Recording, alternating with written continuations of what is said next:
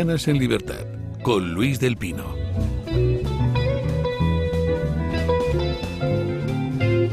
Bueno, 8:47 minutos, 7:47 en las Islas Canarias y comenzamos nuestra tertulia de lujo de hoy con don Juan Carlos Tellez. ¿Qué tal? Muy buenos días. El hombre que más conserva el moreno después de las vacaciones de verano. Le dura hasta el siguiente. Ya se ha juntado con el siguiente, ya no tiene mérito, ya este lo consideramos de 2025.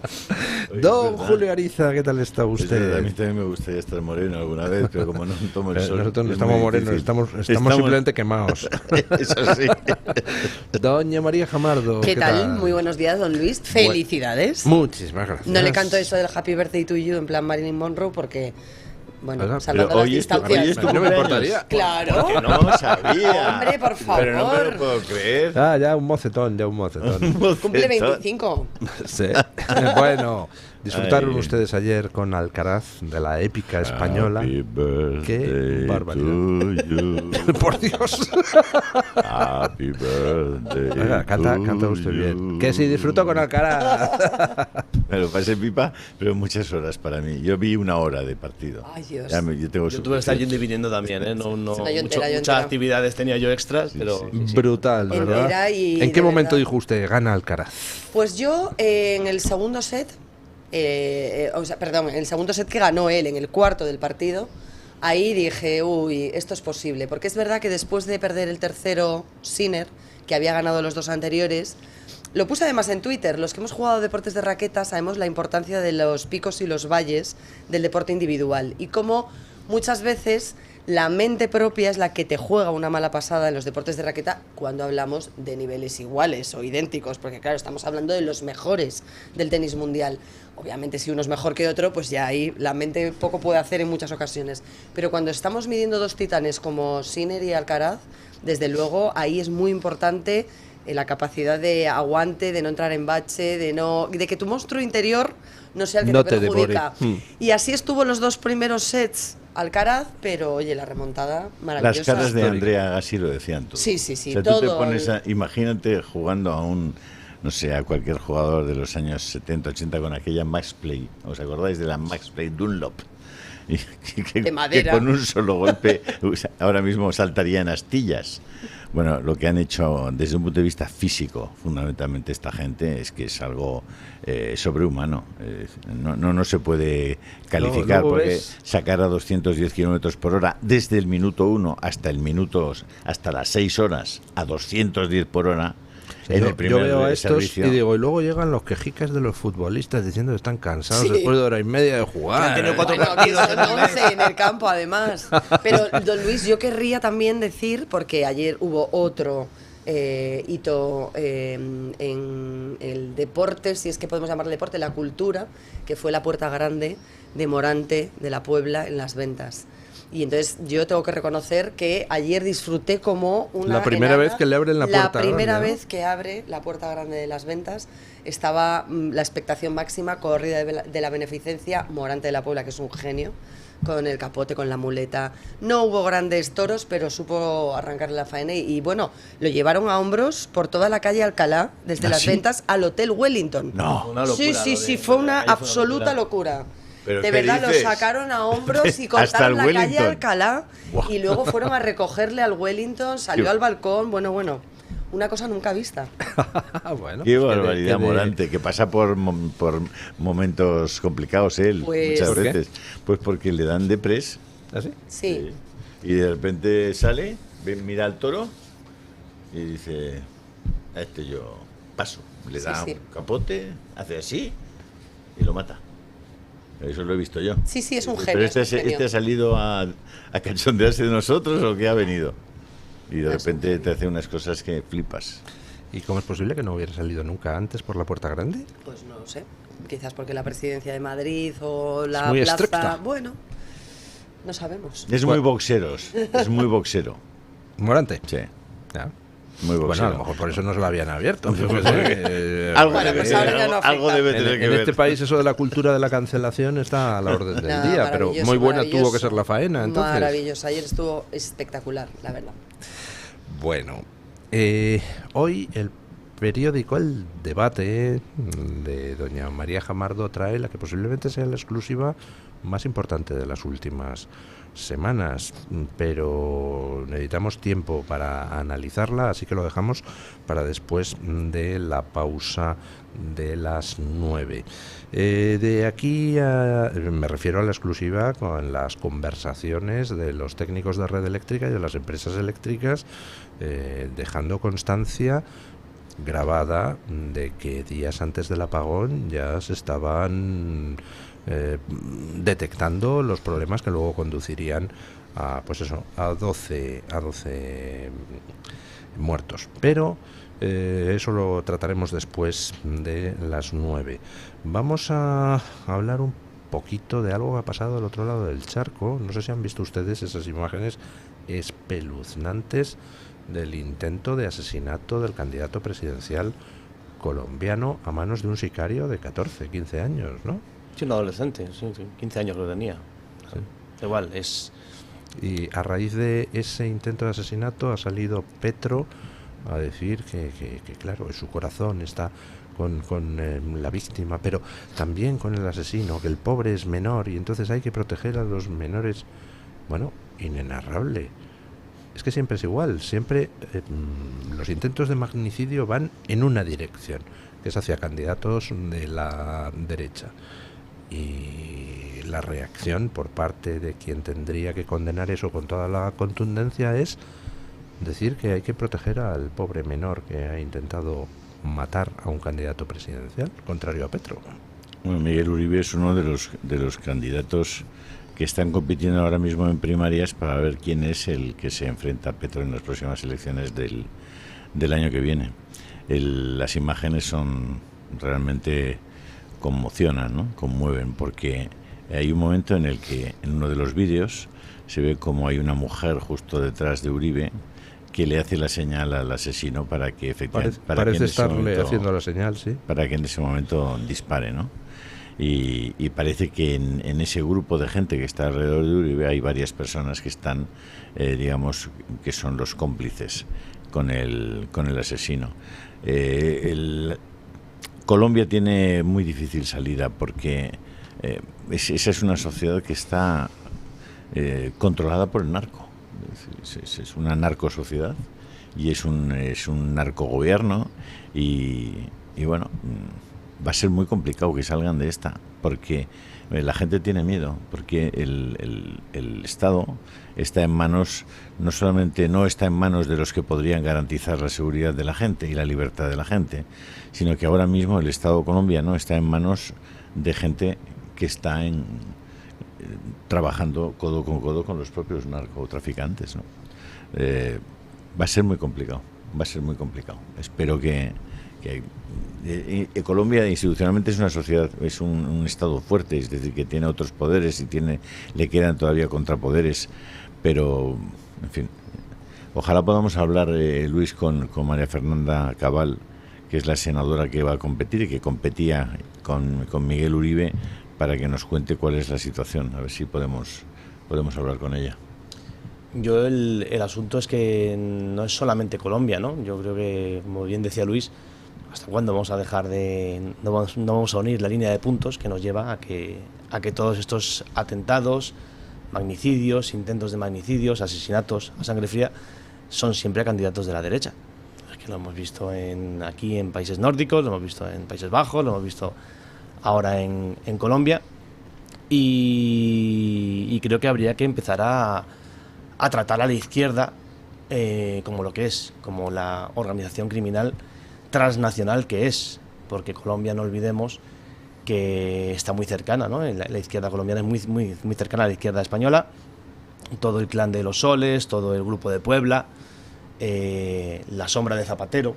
Ayer también leía una entrevista, no recuerdo en qué medio, a Pastrana, hablando del daño, expresidente colombiano, del veneno que había dejado Zapatero en Colombia, con lo cual yo creo que deberíamos unir la línea de puntos, poner pie en pared y decir hasta aquí hemos llegado. Señores de la izquierda están matando a candidatos. Siempre es atentado a un precandidato, siempre, pero bueno, es que esos atentados, estos golpes, estos magnicidios cambian la historia. Es que aquí lo hemos vivido en San Sebastián con Gregorio Ordóñez. Un atentado cambia la historia de una comunidad autónoma y de un país. Imagine usted lo que sería el mundo hoy si la bala que iba contra el cráneo de Trump hubiera alcanzado su objetivo, y por unos milímetros el mundo es distinto. Efectivamente, siempre, y volvemos a esa unidireccionalidad de las balas. Yo creo que hay que empezar a contemplar y a tratar, a ser posible, a la izquierda como esa organización criminal que es, con todo el dolor de mi corazón, que luego siempre, no, pero es que la izquierda intenta transmitir y es que siempre se cuela. No, señores, la izquierda ahora mismo es lo que es. El atentado ha sido contra el candidato de la derecha, que sí, que esperemos la investigación, que aquí no se sabrá nada, que el chaval le quiere proteger Petro, o a ver cómo le quiere proteger, a ver qué pasa con ese chaval de aquí a las próximas semanas, pero que al final siempre el resumen es el mismo: la democracia alterada, o sin violencia o con violencia extrema, pero siempre termina siendo alterada, y por parte de los mismos. Hay un paralelismo preocupante entre la reacción del señor Gustavo Petro después de ese intento de asesinato de su candidato opositor o del candidato opositor y lo que vemos en muchas ocasiones aquí en España con respecto a cómo se trata a los líderes de la oposición, cómo se estigmatiza a los líderes de la oposición, cómo se incita al odio de manera subrepticia y cómo se genera confrontación y enfrentamiento entre los ciudadanos hablando de palabras pues amables, afables, como concordia, cogobernanza. Petro habla de paz, de vida, pero es el odiador profesional número uno y el primero que inocula en la sociedad y que trata de dividir a la sociedad colombiana para que se genere esa semilla del odio. Hablaba ayer, después de que ocurriese este atentado en público, y durante más de 40 minutos Petro no decía nada, divagaba, resultaba inconcreto, señalaba la pobreza infantil como uno de los motivos para justificar ese intento de asesinato. Yo considero que si quizás los menores colombianos tuvieran incentivos para trabajar, para esforzarse, para estudiar, para formarse, en lugar de estar pensando en cómo derrotar a los opositores, cómo silenciar o acallar a las instituciones que cumplen con su trabajo, o cómo censurar medios de comunicación que no dicen aquello que Petro quiere escuchar, y vuelvo a lo de los paralelismos iniciales porque me suena muchas de las cosas que suceden en España ahora mismo, pues a lo mejor estarían en otras cuestiones, y en lugar de pensar en pegarle un tiro a bocajarro a un líder de una oposición democrática que está defendiendo sus ideas en público y que lo está haciendo con toda la legitimidad del mundo en un sistema que se presupone efectivamente democrático y que se presupone Estado de Derecho. Hemos visto cuál es la reacción del señor Petro, hemos visto cómo después celebraron él y sus simpatizantes un macroconcierto en lugar de haberlo suspendido, aunque solo fuera por un ápice de humanidad, y yo creo que eso define mucho el perfil egomaníaco de algunos líderes mundiales de la izquierda que se solapan o se aproximan unos a otros con su forma de entender la política, la convivencia y con su concepto de estar al servicio de la gente. Bueno, hacemos una breve pausa publicitaria y nos vamos a hablar de la exclusiva que trae hoy el debate, con esas conversaciones de los técnicos de red eléctrica y los técnicos de las empresas eléctricas, donde se demuestra que días antes del apagón ya se estaba detectando que la red empezaba a oscilar de manera peligrosa. Y no solo no se hizo nada, sino que se continuó adelante con el experimento. Pausa y vamos allí. Bueno, ¿sabías que tu piel necesita protección tanto por dentro como por fuera?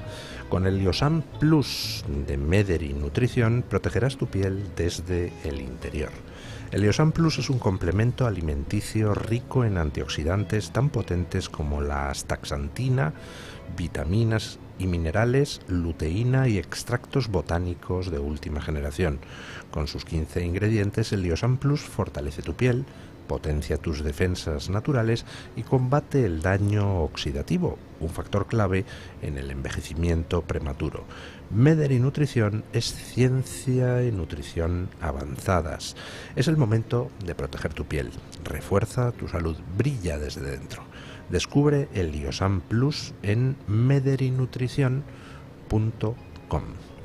Bueno, hoy el debate trae en exclusiva las conversaciones mantenidas, algunas conversaciones mantenidas por operadores de red eléctrica previas al apagón con técnicos de empresas eléctricas, y donde se muestra que al menos 12 días antes del apagón ya eran conscientes en red eléctrica de que el haber bajado demasiado la proporción de fuentes de energía tradicionales en el sistema estaba provocando problemas de oscilaciones, sobretensiones, que fueron los problemas que al final, 12 días después, terminaron desembocando en ese apagón que ha costado 12 muertos.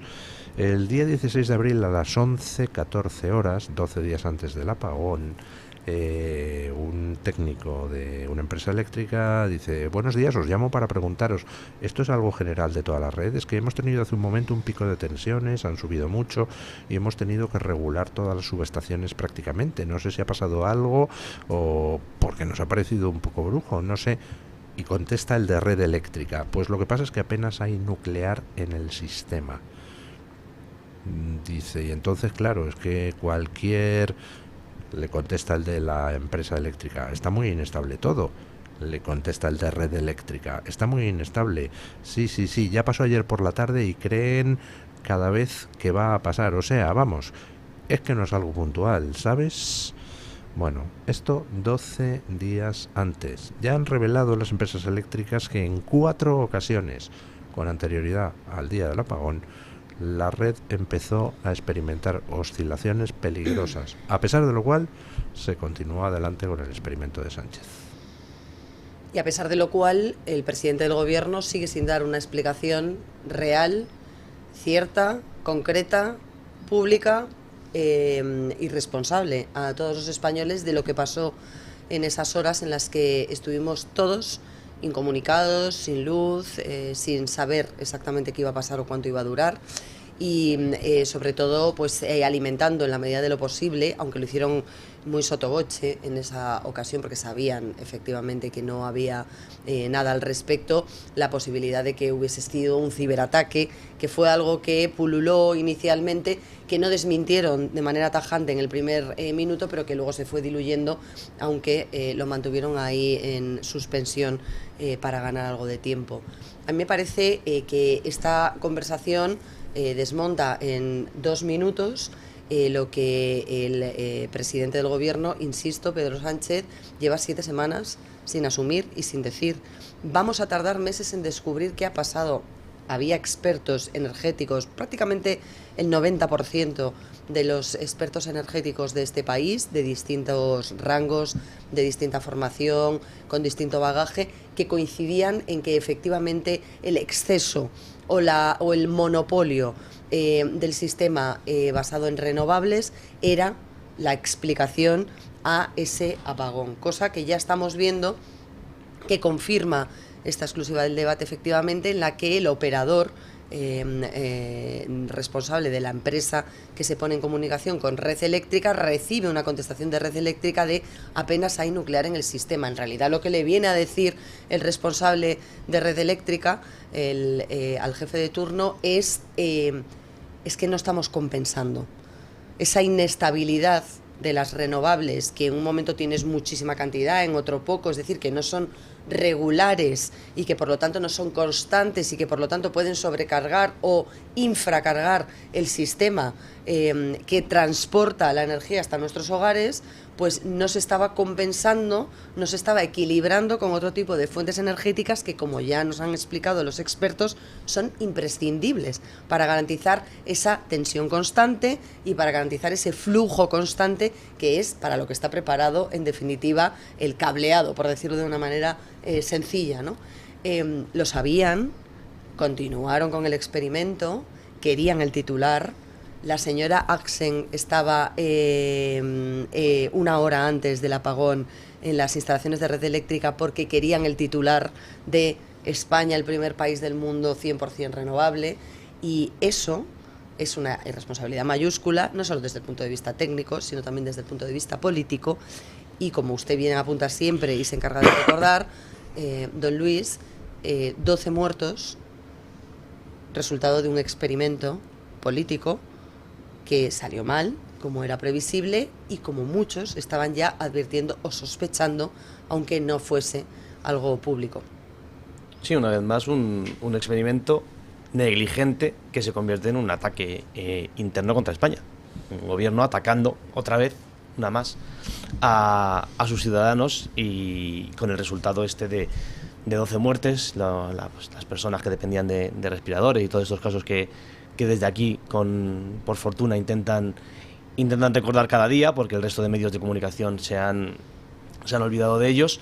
Igual que el resto de medios de comunicación intentaron alargar bastante la cuerda de la linde del ataque, el hackeo informático y demás, que yo lo seguí escuchando durante muchos días después, y el presidente, pues, incompareciente, ¿no?, ante estos casos. Como es un hombre al que los escándalos no le pasan mucha factura, o tapa un escándalo con otro, él hizo su comparecencia, pues igual que Petro achaca, ¿no?, la muerte de, bueno, el intento de asesinato, perdón, por fortuna está todavía vivo, de Uribe, a la pobreza infantil, ¿no?, que llevó al adolescente a dispararle. Pedro Sánchez, con toda su soltura, por no decir otra cosa, compareció hablando de, bueno, qué son estos muertos comparado con, no sé cuánto dijo, 8 millones, 800.000 millones del cambio climático. Acordaos esa frase tan nefasta que sigue sin pasarle factura. Pues ahí está su chulería, ahí está la prepotencia del gobierno, que se permite, no sé, tienen ese halo de divinidad, que se permiten de repente intentar cambiar las reglas del juego y hacer estos experimentos, con resultado de negligencia y resultado de muerte. Con lo cual yo espero que esto no se quede en una investigación firmada por 4 técnicos que cojan en su momento de algún cajón, y se empiece a exigir responsabilidades por todos estos ataques, ya que son ataques internos a los españoles, como el del gran apagón, y todas las cosas que suceden en el entorno de este gobierno, que yo creo que ya está haciendo una huida hacia adelante que yo no sé a dónde nos va a llevar. En este caso era por algo que en teoría era algo beneficioso, ¿no?, para ellos, un titular, lo que dice la compañera, lo que dice María, de bueno, por fin hemos conseguido que las renovables... Cuidado, que estas subidas hacia adelante para arañar no sé si votos o arañar no sé qué están siendo muy peligrosas. Yo estoy viendo un gobierno muy peligroso. Yo creo que Luis del Pino lo decía esta mañana, ¿no? El tema de la Dana y el tema del apagón son 2 asuntos que no tienen nada que ver desde el punto de vista de las consecuencias, de la gravedad moral, de la gravedad incluso penal, con el resto de cosas. Las 2 son acciones que han producido muertos, desde un punto de vista penal podrían calificarse de homicidios involuntarios, efectivamente, y la actuación del gobierno en los 2 casos haría que la oposición pusiera en serio pies en pared. Creo que la oposición, hasta hoy, por lo menos la oposición del Partido Popular, no se cree que son oposición. Es decir, yo cuando vi a Carlos Mazón reunido en la Asamblea de Presidentes, o en la reunión de presidentes el otro día, me quedé francamente sorprendido. Porque yo soy el presidente de la Comunidad Valenciana y me creo lo que realmente fue, y es que aquel que decía si quieren ayuda que la pidan, aquel que no envió el ejército hasta el 3er día, aquel que impidió que se movilizaran un estado de emergencia que permitiera el rescate de muchas personas que pasaron a veces más de 24 horas sin localizar. Yo no iría en ningún caso a hacerme una foto con él. Yo estaría en los tribunales acusándole de homicidio imprudente o de homicidio involuntario. Y desde luego en ningún caso compadrearía con él. El debate, vamos, completamente de acuerdo con eso que dice don Julio. El debate publica una segunda conversación que es del propio día del apagón, que es exactamente 46 minutos antes del apagón. Llama un portavoz de una de las empresas eléctricas. Oye, consultaros, ¿qué está pasando? Y si sabéis alguna cosa con el tema de las tensiones, porque ya te digo que se está viendo, pero es que es una fluctuación, no es cosa de una hora. Es que en una hora llevamos ya 5 o 6 veces.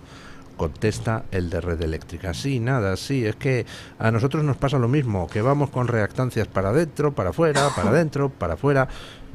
Dice el de la compañía eléctrica. ¿Pero se sabe el motivo? ¿Es por el tema de generación o...? Contesta el de Red Eléctrica. Sí, es la solar, que entra y sale por precios y por temas de ajustes. Dice el portavoz de la compañía eléctrica. Vale. No, me iba a poner otra vez a regular, pero bueno, veo que habéis hecho alguna maniobra que es otra vez bajando la tensión. Dice el de Red Eléctrica. Claro, y ese es el problema. Contesta el de la compañía eléctrica. ¿Y esto va a estar durante todo el día igual o...? Todo esto 46 minutos antes del apagón. Y contesta el de Red Eléctrica. Durante... Y ya no todo el día. A ver este verano. O sea, eran perfectamente conscientes de que la red estaba oscilando arriba y abajo. Estaban manualmente intentando ajustar todo el asunto, pero sin volver a meter las fuentes de generación tradicionales. Eran conscientes de que estaban trabajando sin red y siguieron adelante con el asunto. Yo lo que me pregunto es, ¿dónde demonios están los jueces? ¿Por qué no hay en estos momentos detenidos imputados de Red Eléctrica y del gobierno declarando delante del Tribunal Supremo o delante de quien sea? O sea, ¿cuándo van a dejar los jueces de este país, los de las altas instancias? Porque ya sé que los jueces de batalla son la inmensa mayoría honestos, trabajadores y eficientes, pero los de las altas instancias, ¿cuándo narices van a sentar a Sánchez en el banquillo? Ya está bien, ¿no? De rascarse las pelotillas, digo yo. Hay un magistrado investigando ahora mismo la posible causa. Es verdad que la orientó a una posibilidad de ciberataque, pero deduzco que si la Audiencia Nacional concluye en esa investigación, en esa instrucción, que efectivamente no fue un ciberataque y que hay indicios de otro tipo de causas, probablemente prospere esa iniciativa judicial, que además partió de oficio del juez Calama. Lo que a mí me parece el titular, que creo que habría que repetir sistemáticamente para que a todos nuestros oyentes y para que a todos los ciudadanos que fuimos los afectados por esas maniobras en las que la ideología, una vez más, ha sido criminal para los ciudadanos, porque la ideología es lo que subyace detrás de esa política energética del gobierno de España, que fue evidentemente fraudulenta o que fracasó por razones obvias, porque la ideología al final siempre acaba sometida a la realidad, que es tozuda. Es que los operarios de Red Eléctrica, en estas conversaciones que usted ha leído, ponen en evidencia que el afán por desterrar a las nucleares y la estabilidad que aportan las nucleares del sistema energético español en favor de las renovables fue el motivo que originó y que causó el apagón que vivimos. Ese es el titular. El empeño de un gobierno en denostar a las nucleares en pro de las renovables. Y quiero recordar, porque si bien es cierto que Pedro Sánchez lleva más de 7 semanas sin dar explicaciones del motivo real que todos conocían y sospechaban, porque si los técnicos lo hacían, entiendo que esto se habrá escalado, aunque se haya obviado, por razones, insisto, ideológicas, sí compareció, recordemos, para decir que no había que demonizar a las renovables. Hizo todo lo contrario de lo que se hubiese esperado en aquel momento. Y sí, sabían lo que pasó. Y sí, lo están intentando alargar y ocultar. Porque es evidente, y lo he dicho desde el minuto 1, que si hubiese sido un ciberataque, un sabotaje o algo que hubiese interesado políticamente a Pedro Sánchez para victimizarse, lo habrían estado repitiendo día tras día, sistemáticamente, como cacatúas en cada ocasión que pudiesen. Habrían salido al minuto 2 a decir, es un ciberataque. y no lo hicieron. Siempre lo tuvieron ahí como una opción, bueno, abierta con la boca pequeña, pero insisto, sabían perfectamente cuál era el origen y sabían perfectamente que estaban jugando con fuego. Y lo peor es que no se quemaron ellos, nos quemamos el resto. Así es. Vamos con otro tema, pues que era previsible. Cuando se destapa todo el caso de la fontanería interna del PSOE intentando recabar datos para destruir a la UCO y a determinados fiscales, tal, pues entonces el PSOE contraataca con, pues haciendo el teatrillo ese de que Leire nos ha dado un pendrive con documentación y nosotros se lo entregamos a la Fiscalía General del Estado. Es decir, Pedro Sánchez se entrega a sí mismo un pendrive y se lo hace llegar a Pedro Sánchez a la Fiscalía General del Estado. En realidad es un teatrillo porque toda esa información la tienen ya desde hace muchísimo tiempo. Lo que está diciendo el PSOE es, vamos a pasar al contraataque y ojo que empezamos a destapar basura sobre todo el mundo. Y hoy el periódico El País ya hace la primera filtración sobre esa basura. Conversación entre Cospedal y Villarejo, donde Cospedal dice que al fiscal Grinda hay que matarle, ¿no? Bueno, no si vamos quieres, a... te doy los datos. Sí. No, lo digo para que os preparéis y así ya no digáis que no os lo han dicho. De qué va a salir todos estos días, porque está gracioso.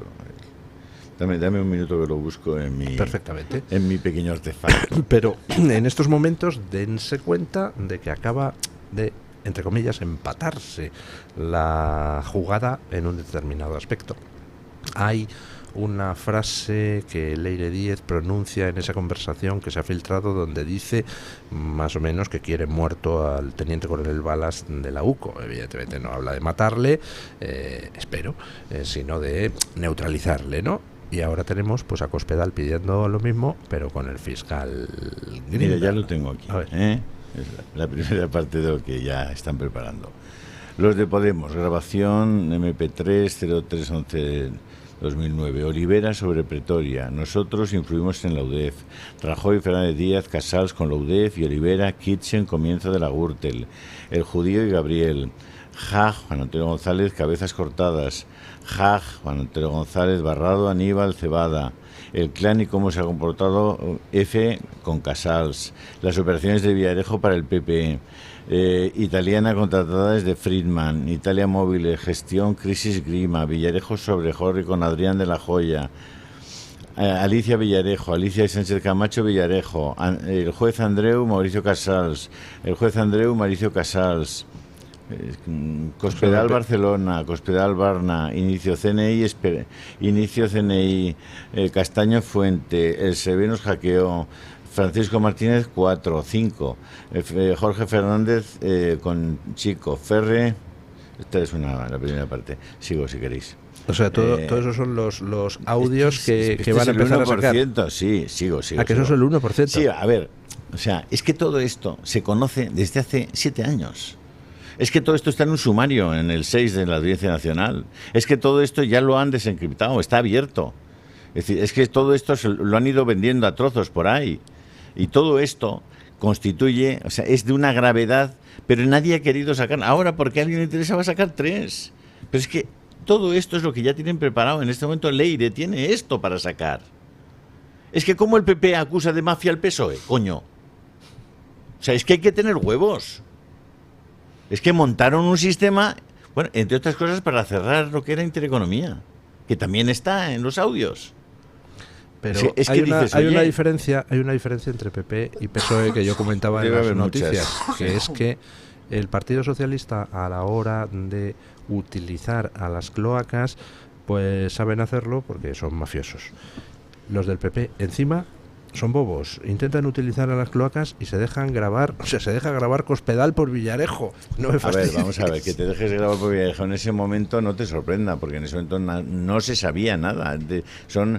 Puedes hacer análisis ex post facto, pero son inútiles. O sea, en ese momento había una cloaca brutal en la que está, por ejemplo, el exmarido de Dolores de Cospedal, Ignacio López del Hierro. Pero es que está Mauricio Casals, que sigue siendo el hombre clave del grupo de comunicación más importante de este país y no le ha tocado un pelo. Es que hay jueces de la Audiencia Nacional que estaban en eso y siguen en la Audiencia Nacional juzgando a gente.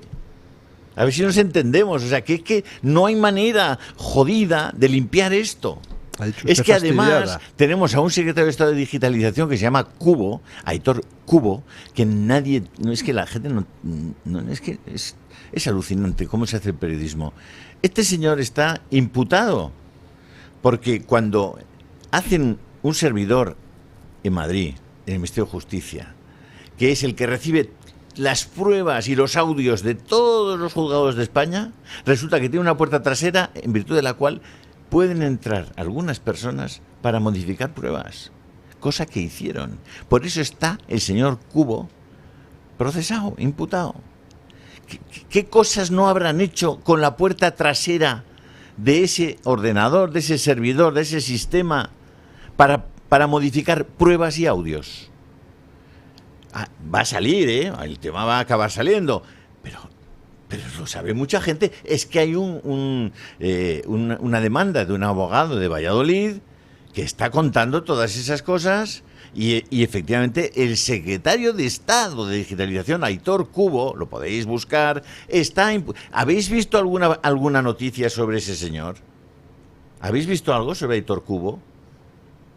Nada, cero. Igual que por qué nadie pregunta por la pistola que pedía Casals. ¿Os acordáis, no? También de la pistola con Villarejo. O sea, el mandamás del grupo de comunicación más grande de España pidiendo una pistola que fuera, ¿no? Que no estuviera marcada y que se pudiera deshacer fácilmente de ella. Pues no sé. Yo no sé hasta qué punto puede aguantar un país. No, pero el PP se va a hacer una manifestación ayer y está entregado al grupo A3 Media. Tendría que haber puesto mafia. O sea, porque le importa un huevo que a sus entre comillas, los que recorrieron el camino para quitar el poder a Zapatero con él y denunciaron lo que estaba pasando con Zapatero y la mafia de Zapatero. Y a todo esto le importó un bledo que vinieran unos señores y se cepillaran a todos esos grupos. Le importó un bledo. Sí. Ya está. Y hoy sigue entregado al grupo A3 Media, el Partido Popular. Es decir, es que a mí me llevan los demonios, porque digo, pero vamos a ver, pues no tienen ningún interés en limpiar la cloaca, ninguno. Solo tienen interés en sus propios intereses, en llegar al poder, en ganar las elecciones. ¿Para hacer qué? Lo que decía Luis del Pino esta mañana, para ayer decir públicamente que él seguiría el camino de Mariano Rajoy, que siempre cumplieron con lo que habían prometido. Me cago en la leche. Feijóo, por favor. O sea, ¿cómo puedes decir que tu referencia es el señor Rajoy que cumplió lo que había prometido? Había prometido matar a Zaplana, había prometido matar a Rodrigo Rato, había prometido subir los impuestos como nunca nadie lo había hecho, endeudar al país en otros 300.000 millones, había prometido mantener una cloaca y tener a su ministro a punto de sentarse en un banquillo en este momento, Jorge Fernández Díaz, porque montó una operación para meter un cura en casa de Bárcenas y secuestrar. Oye, pero por favor, pues sal y di, mira, esto fue una mierda, y la gente que estaba en ese momento en el gobierno cometieron un montón de disparates y yo voy a acabar con todo eso y lo voy a limpiar. Dilo y di que vas a poner TDTs y televisiones para que haya un ecosistema plural de televisiones y no le acabas de renovar a los que ya tienen 5, les acabas de renovar esto contra la propia ley de general audiovisual, que no lo ha hecho él, obviamente eso lo ha hecho el PSOE. Es que me estoy encabronando y es su cumpleaños. Pues pausa publicitaria y así dejamos que don Julio se relaje y continuamos. Bueno, me estaba recomendando aquí doña María Jamardo una serie que dice que está muy bien, El Legado. El Legado, sí. Os acabo de poner en el canal de Telegram, Julio toda la información. Todos los audios, para que tengáis la relación de los audios que ya tienen y que van a ir sacando y que ya van a ir sacando. Lo veréis que es que no falta nadie, vamos. Y esto no es nada, Bueno, pues hombre, pues ese es un efecto positivo de todo esto, ¿no? Que empiecen a salir cosas. De entretenimiento, más guiones para las series.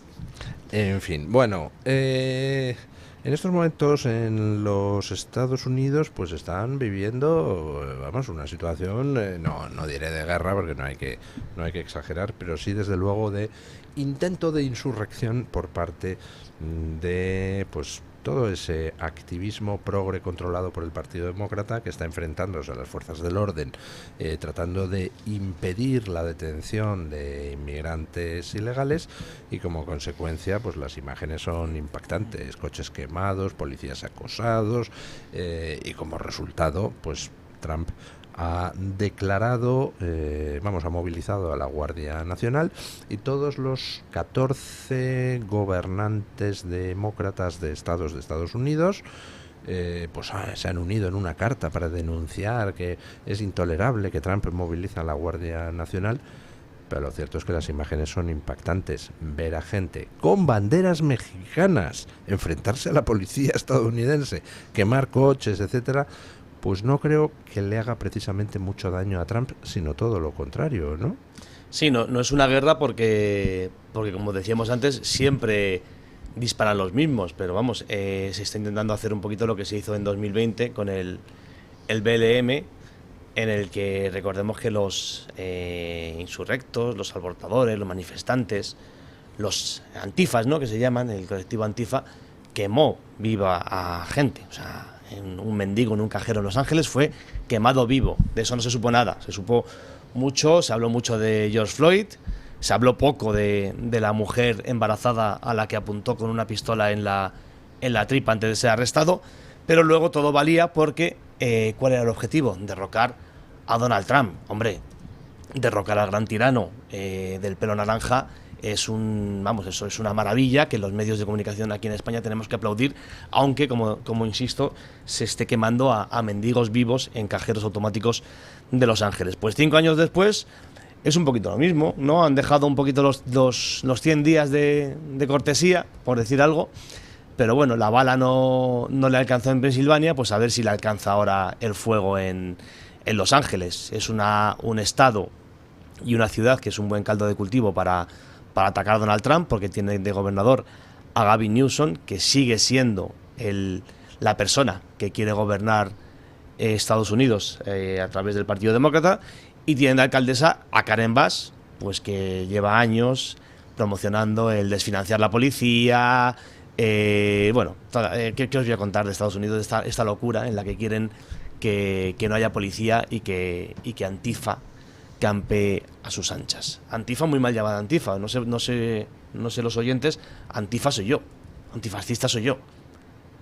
Otra cosa ya es los que se hacen llamar Antifa, y con ese nombre, con ese apelativo, todo vale. Lo que son terroristas de extrema izquierda. Bueno, aquí van a aglutinar todas las fuerzas que puedan para desgastar al gobierno de Trump. Aquí de lo que se trata es de llegar más fuertes a las elecciones del midterm y dejar a Trump sin el soporte del Senado o del Congreso, y eso le convertiría, ellos mismos lo dicen, en una especie de pato cojo de nuevo, ¿no? Un presidente que estaría completamente condicionado y no podría... Sí, perder el poder de alguna de las cámaras, que es lo que pretendían al principio, no les salió la jugada. Ha tomado una medida, yo lo comentaba también en Telegram, me he puesto el vídeo en el que Trump ayer, subiendo las escaleras de su Air Force One, se tropieza en uno de los escalones y hace exactamente el mismo gesto que había hecho Joe Biden hace ahora casi 2 años, y por el que Trump se mofó públicamente, de que Joe Biden no podía gobernar porque se había caído por la escalera esta, ¿no? La verdad es que es muy difícil no caerse en esas escaleras, que sabéis que los que usáis aviones habitualmente, cuando te tienes que bajar a la jardinera en vez de ir al finger, si tienes que bajar esas escaleras son extraordinariamente peligrosas, porque son muy estrechitas. Y si a poco que te falle el pie, te pegas una galleta. Y Trump no debió mofarse de Biden, entre otras cosas porque tú no puedes mofarte de que alguien se cae. Es algo realmente ridículo, infantil y estúpido. No lo debió hacer, y ahora se va a tener que comer con patatas las mofas que va a sufrir él mismo por tener esa situación. Creo que él ha hecho algo muy positivo en esto. Ha enviado a la Guardia Nacional, me parece perfecto, y además han prohibido y han decretado que no se podrá ir tapada la cabeza, es decir, que no se pueda llevar máscaras, no se pueda llevar cascos y no se puedan llevar capuchas, ¿no? Eso me parece que es fundamental, y que de cara al orden público en España y en otros países donde se producen a veces altercados o problemas de esa naturaleza, sería muy bueno que se prohibiera que la gente fuera tapada, fuera cubierta, para que el que quiera manifestarse lo haga, pero lo haga cumpliendo la ley y lo haga en paz, ¿no? Bueno, antiguamente era así, es decir, no se permitía a la gente ir embozada por la calle, en los espacios públicos, precisamente por un tema de seguridad y de identificación, pero claro, eso casa muy mal con permitir que haya mujeres que vayan completamente cubiertas, por ejemplo, mujeres o presuntamente mujeres, porque como no sabes lo que hay debajo, pues entiendes que son mujeres que van encubiertas íntegramente casi con un burka o que solo se les ven los ojos. Entonces, claro, cuando tienes que lidiar con cuestiones tan similares, pero con la condescendencia de tratar los asuntos religiosos que deberían quedar en el ámbito interno de cada uno de los ciudadanos, porque la fe es algo muy personal y por lo tanto el Estado no debería interferir en ello, yo creo que las razones de seguridad se imponen. Pero sí que me gustaría apuntar cómo lo que está haciendo Trump es el ejemplo, una vez más, de cómo se manipula el relato por parte de esos que se llaman activistas, ¿no? Que están protestando y que están provocando disturbios contra esas detenciones. Las órdenes de detención de la administración Trump, los arrestos que se están practicando, 40 en las últimas 48 horas, son para personas que tienen órdenes de deportación previas, o bien porque mintieron en sus expedientes de solicitud de asilo, o bien porque tenían algún delito grave, me refiero a algún crimen, a algún tema de maltrato de género, alguna cuestión grave, no un altercado de tráfico, me refiero, en sus países de origen. Entonces, aquí ya se está manipulando como no, criminalizan a los inmigrantes ilegales, no es cierto. Eso por una parte. Y luego, por otra parte, también es relevante ver cómo la señora presidenta de México ha ido arengando en las últimas semanas a los inmigrantes mexicanos Estados Unidos a protestar contra esa política de inmigración controlada y, sobre todo, a protestar también contra los aranceles y las imposiciones económicas, los vetos económicos impuestos a su país. Y esto es en lo que ha desembocado finalmente, en que efectivamente el Servicio de Detención de Aduanas o de Control de Aduanas ha iniciado una serie de redadas en busca de precisamente estas personas que podían estar irregularmente en territorio estadounidense y que ha dado alas o ha dado pie a todos aquellos que ahora dicen enfrentarse contra los que simplemente están cumpliendo y aplicando la ley.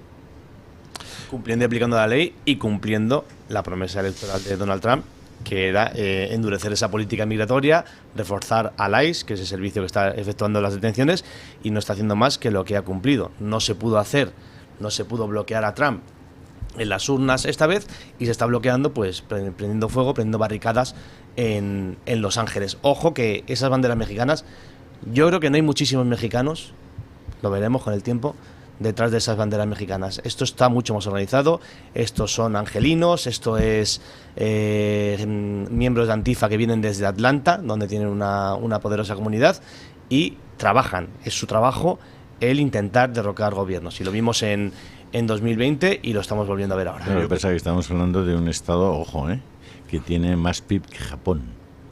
Sí, es la cuarta economía del mundo, es decir, California solo.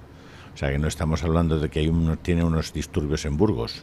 O sea, estamos hablando de la cuarta economía del mundo. 4 billones de PIB.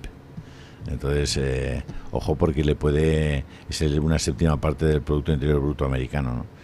O sea, tiene un lío ahí Trump muy importante, porque además le están mordiendo los perros. Le están socavando. Desde varios sitios a la vez, ¿no? El conflicto con Elon Musk, que es un conflicto que le ha desgastado muchísimo, porque además Elon Musk tiene 200 millones de seguidores, la mayor parte en los Estados Unidos, en su red social, y le puede hacer francamente muchísimo daño, ¿no? El tema de los recursos humanos en Donald Trump no acaba de ser su fuerte. Es que el tema de los recursos humanos es siempre lo crítico en todas las organizaciones. Lo que pasa es que cada vez que hablo con alguien, con alguien de derechas y me empieza, no, porque Trump, y digo, a ver, vamos a ver, enséñame los artículos que tú escribiste mientras Joe Biden, que estaba absolutamente senil, que no tenía capacidad para gobernar, que abandonaba Afganistán y dejaba a los afganos en manos de... A las afganas. Y a las afganas ya no Las te quiero ni afganas las ha contar. dejado. Mientras tenía Burisma trabajando en Ucrania y le pedía al fiscal, siendo vicepresidente, le pedía al fiscal que dejara de perseguir a su hijo Biden. Bueno, empezamos. ¿Cuántas veces levantaste la voz contra Biden, que estaba permitiendo la wokización absoluta del Estado norteamericano, vamos, de los Estados Unidos? ¿Cuántas veces? Porque es que estos listos que llega Trump y inmediatamente se ponen contra él, que es teóricamente el que va a defender que haya hombres y mujeres en los Estados Unidos, que bajen los impuestos, que tal. ¿Sabéis en cuánta deuda incrementó en los Estados Unidos el señor Biden? ¿Alguien se ha puesto a escribir sobre eso? Quien ha arruinado y quien ha dejado a la economía norteamericana bajo mínimos fue el gobierno demócrata. Es decir, la situación económica que se ha encontrado Donald Trump, lo que pasa es que no lo están contando, pero por eso está tan nervioso con la Reserva Federal. La situación que se ha encontrado en los Estados Unidos es dramática. El bono a 10 años está en una situación que, como incremente un 1.5%, pone a Estados Unidos en bancarrota. O sea, a ver si que alguien, por favor, se ponga a pensar. Qué lunes, Dios mío. Sí, ha venido usted con las del Beri, que se suele decir. ¿Por qué es su cumpleaños? Bueno, pues eso me parece un buen motivo. El tema de que la gente cumpla años es algo, pues, inevitable. Inevitable, pero que a medida que vas cumpliendo más dices, sí, caramba, pues ya uno menos, ¿no? No, hombre, que no falte la celebración. Siempre hay que celebrar, siempre que se cumple uno más. La cantidad de sabiduría que usted ha cumplido en estos años. Sí, pero... Es usted un hombre sabio. Sí, pues ¿sabe lo que es un hombre sabio? Ya, pero uno se pregunta, caramba, con toda esta sabiduría acumulada, pues ahora con 40 años menos, el rey del pollo frito. Pero eso es imposible, Luis. Pero bueno, nada nos espera. es una sensación curiosa esta de ya ser consciente de que has cumplido la mitad de tu etapa vital. He cumplido 63 años y ya casi pues la solo mitad. me quedan 63. Casi la mitad. En fin. Está usted como los de Alcaraz cuando perdíamos ya 2-0. Bueno, pues yo supe que Alcaraz iba a ganar cuando ganó el segundo set. Ya dije, esto está... Perdón, cuando ganó el tercer set. Ya dije, esto claro, está... es como lo que le dije yo antes, que ahí ya la cosa cambió bastante. Bueno, ¿vamos a tener aquí cambio de set o no? ¿Se va Sánchez o no se va Sánchez? ¿A dónde? Leches, a su casa. ¿Qué se va a ir, hombre? ¿Dónde va a estar mejor? Bueno, pues ¿y qué podemos hacer para que se vaya antes? ¿Usted qué haría, don Julio? ¿Para que se fuera antes? Yo haría oposición. Bueno, usted es que es un poco radical, ¿no? Sí. Sí. Sí, voy a la raíz de los problemas. Y el problema es que no tenemos oposición. O sea, porque no es creíble. Porque tú no puedes hacer oposición siendo el instrumento de Ursula von der Leyen para aplicar todas las políticas socialistas en este país. O sea, que es que los agricultores, los pescadores, los ganaderos, los autónomos están sufriendo un gobierno porque la oposición no sale a la calle. No salgas por la mafia a la calle. Cógete a los autónomos de este país, que no pueden pagar a final de mes. Que no pueden pagar ni siquiera la cuota, que se la han subido 3 veces. ¿Pero de qué estamos hablando? ¿Cuánto tiene que dedicar un español a vivienda hoy y cuánto dedicaba hace 15 años? Yo preguntaba ¿Cuánto antes... le dedicas a la electricidad y al gas? Joder, pero es que...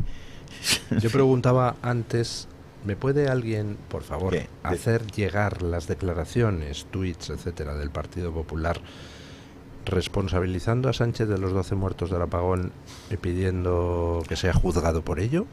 No sé. ¿O de Valencia? O de Valencia, donde... pues 200 muertos.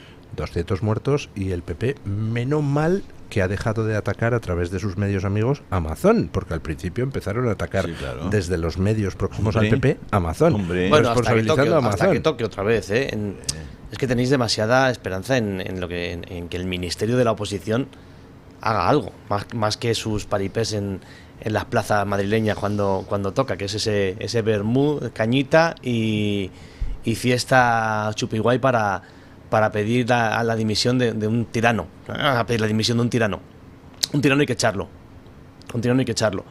Y yo creo que yo siempre tengo aquí la discusión con don Luis, que don Luis siempre espera que se convoquen elecciones, que Sánchez dé un paso atrás. Yo siempre digo lo mismo, Sánchez tiene todos los recursos del Estado, tiene comprados a los medios de comunicación, tiene comprada gran parte del arco parlamentario, con lo cual se puede mantener hasta donde quiera. Yo creo que todo esto pasa por una ciudadanía consciente y una ciudadanía combativa. Yo creo que todas estas personas que ha mencionado don Julio, autónomos, agricultores, ganaderos, ese agricultor que ve cómo le están quitando los olivos para ponerle una placa solar, y lo ve en Castilla y León y lo ve en Andalucía, bajo un gobierno del Partido Popular, con lo cual que no esperen al Partido Popular y que sean ellos seamos todos los que salgamos a la calle. Yo creo que sería un proceso duro y doloroso, pero yo creo que esto pasa por la movilización trabajadora, sin ningún lugar a dudas. Lo que decía don Julio, o sea, la compra que te costaba 100 euros y ver cómo ha pasado a 160 y ver cómo después te pasa a 200, y esto está siendo así, tiene que tener un origen y hay que buscar unas responsabilidades. Irte a Colón a bailar un chotis con la banderita de la Unión Europea, pues muy bien para quien le interese. Yo creo que esto pasa por ser bastante más duros y bastante más contundentes en las calles.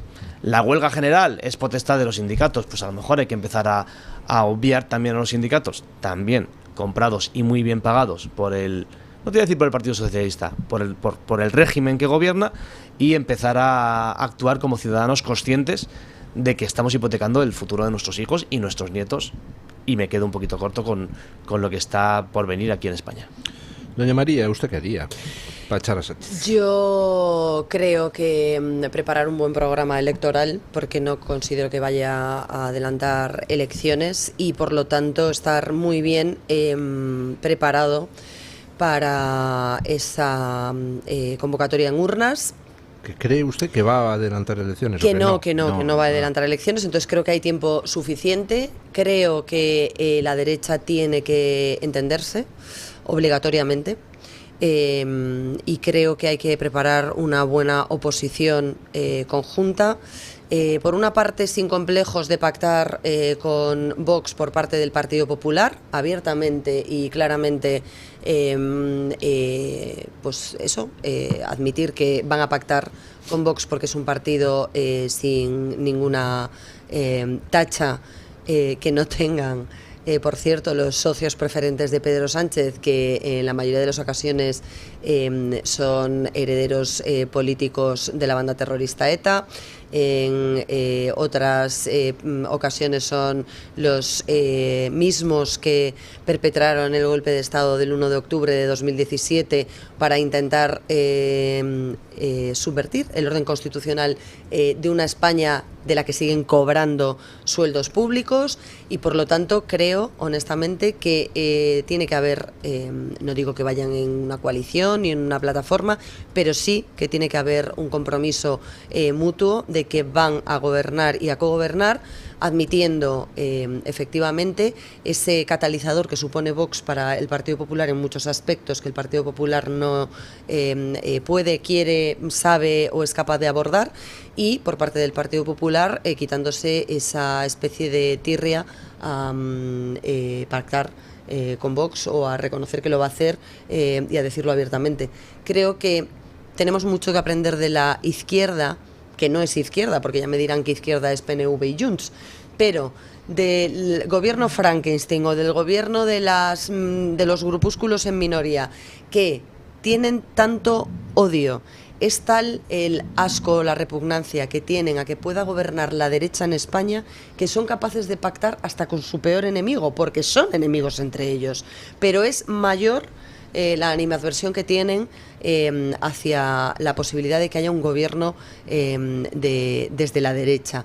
Y yo creo que este país puede tener un buen gobierno de derechas, puede tener una opción más allá de lo que conocemos, de la subvención, del empobrecimiento, del incremento de los datos y las cifras de empleo a base de creación de empleo público, de las subidas de impuestos, porque este ha sido el gobierno que más veces y más ha aumentado la fiscalidad a los ciudadanos, a las empresas, a los autónomos, a los pequeños comercios, a todo el mundo, que menor seguridad jurídica ha dado, y de verdad creo que es que hay mimbres para mejorar muchísimo, te doy la muchísimo. razón, María, pero vamos a ver, explícame cómo es posible que para cerrar los presupuestos de Baleares Vox haya tenido que emplearse a fondo para recuperar al español como lengua vehicular en las aulas de Baleares.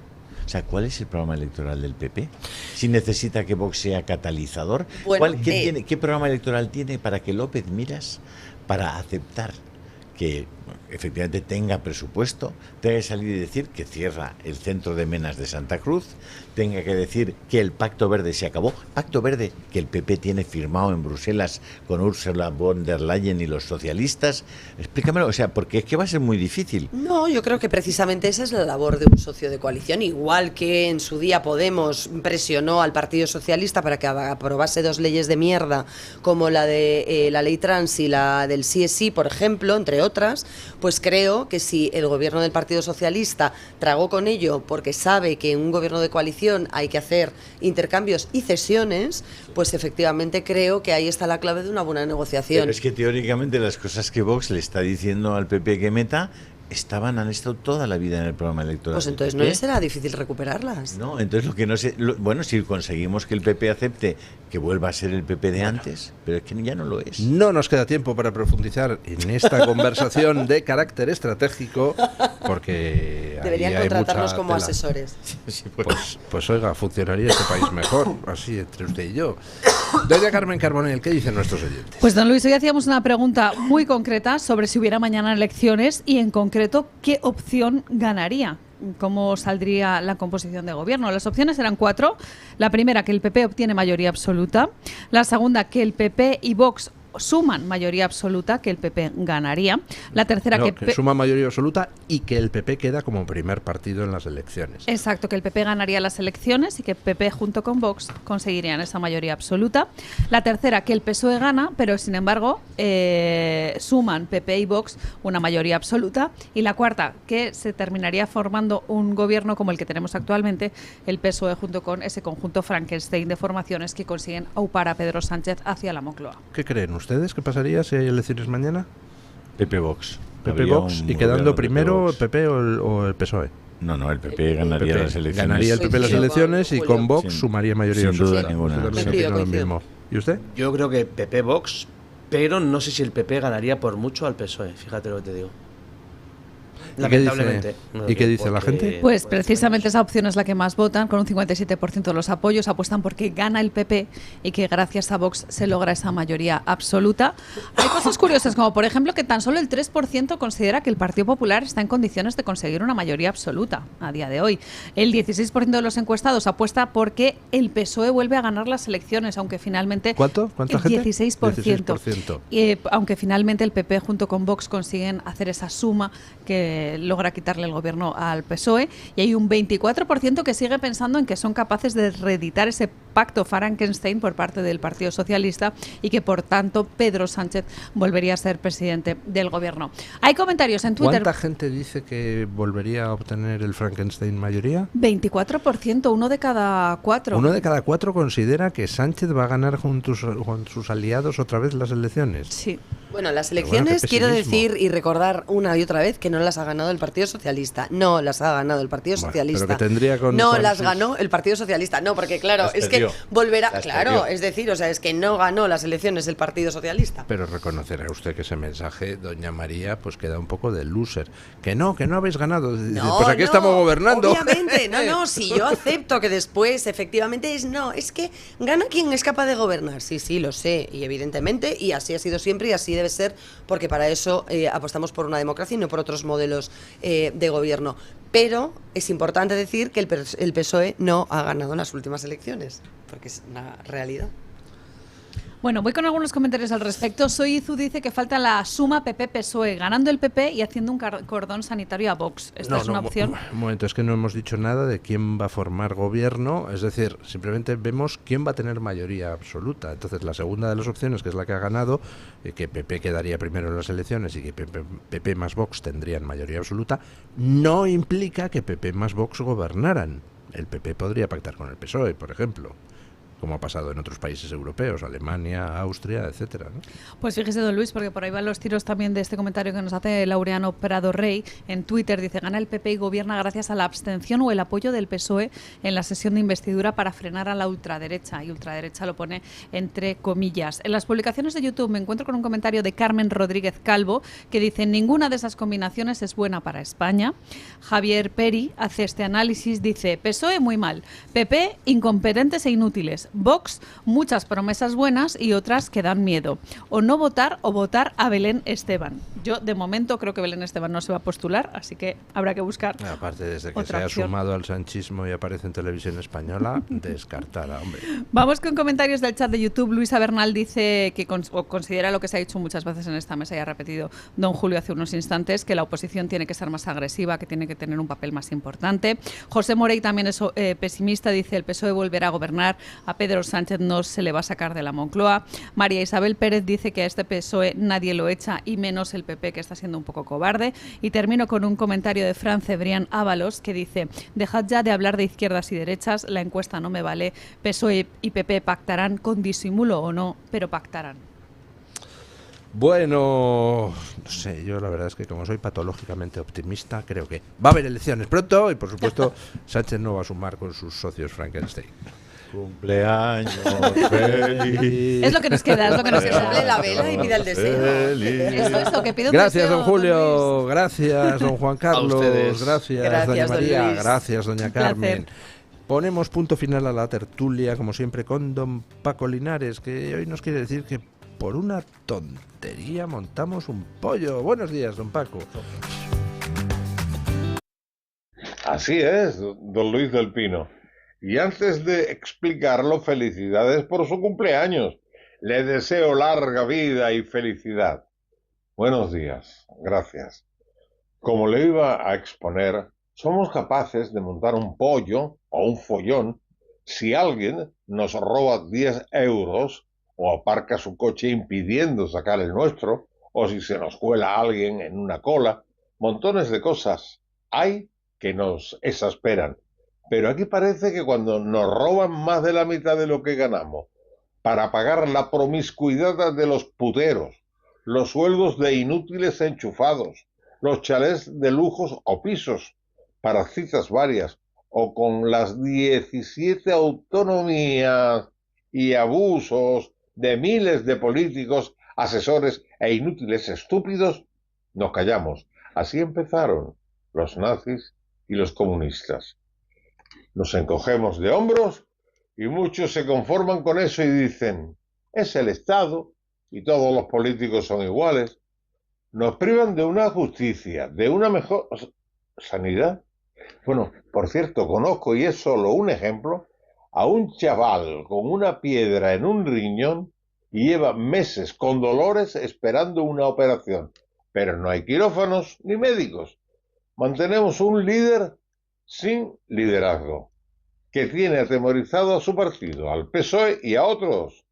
Sus últimas palabras las ha pronunciado inaugurando un hospital sin camas ni quirófanos de urgencia en Melilla, aunque el señor presidente se autofelicitó de abrir un hospital público. Ese es el transparente y progresista camarada socialdemócrata. Y es que los mejores, los más honestos y capacitados no quieren meterse en política. Parece como si una madre dijera, mi hijo, como es tonto, va a vivir mejor que nadie. Y el niño, de forma obscena, se mete en política.